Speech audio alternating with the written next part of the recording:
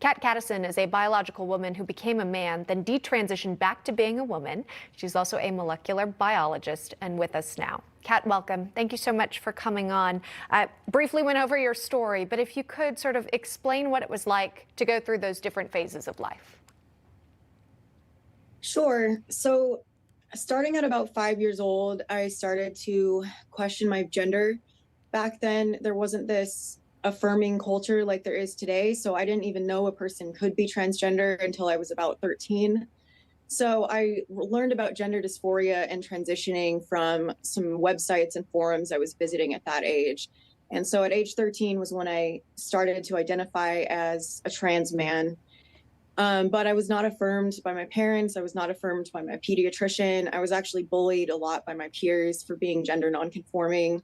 I also had a lot of comorbidities such as anorexia, ADD, OCD, potentially undiagnosed autism. And I finally saw a gender therapist at about 17, and he didn't take into account any of the comorbidities. He just suggested testosterone within about 3 appointments.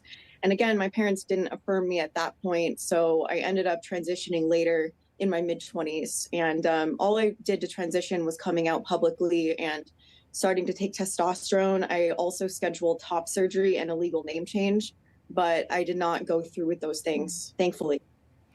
But, well, it sounds like you had a support system that would have sort of slowed you down from making those major choices to undergo surgery.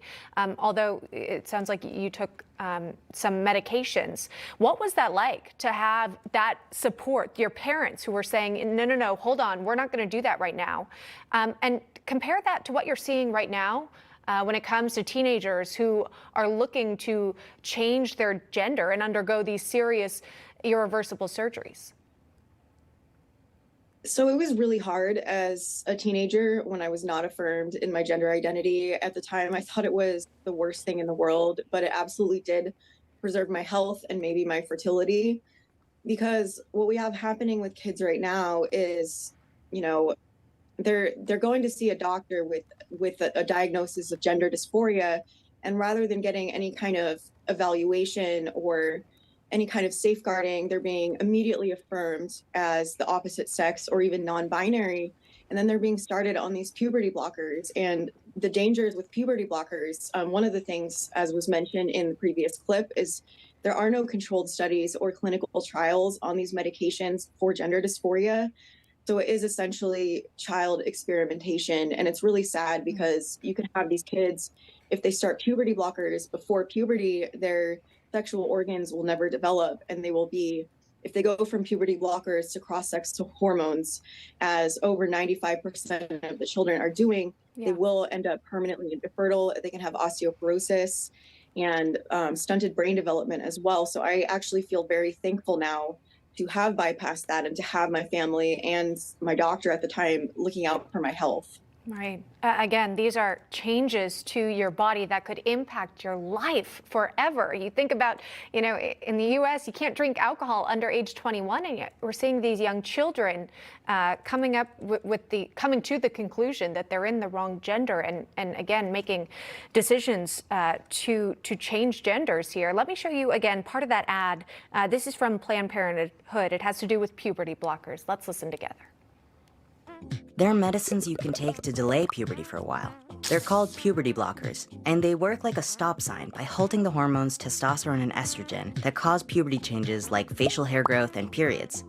Puberty blockers are safe and can give you more time to figure out what feels right for you, your body, and your gender identity.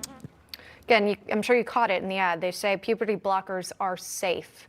Have you heard from folks who are in similar situations to yours, or even maybe those who went through with surgeries who've come to regret the decision and can't go back? Yes, I have. So that ad from Planned Parenthood, first of all, I want to say it's absolute propaganda. Actually, the NHS used to say puberty blockers were reversible, and now they no longer do. They've updated that on their website. And I've personally met, in real life, I've met a handful of detransitioners who transitioned prior to the age of 18 and were taking these medications.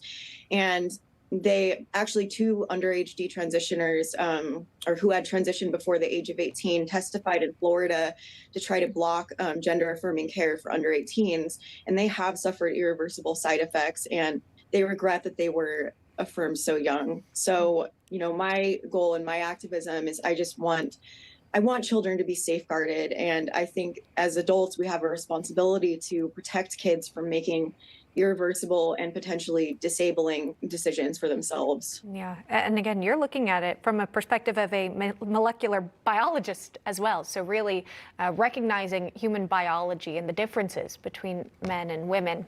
I appreciate your time today, Cattison. Thank you for sharing your story with us.